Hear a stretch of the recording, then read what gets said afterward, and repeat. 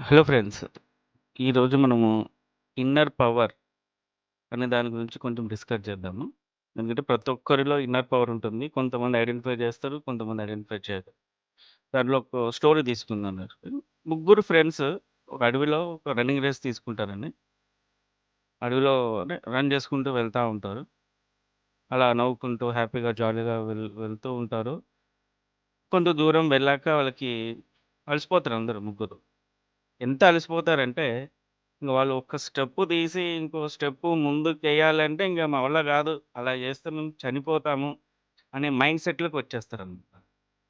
అలాంటి సిట్యుయేషన్‌లో వాళ్ళకి సడెన్‌గా వాళ్ళ బ్యాక్ సైడ్ ఒక టైగర్ కనిపిస్తుంది.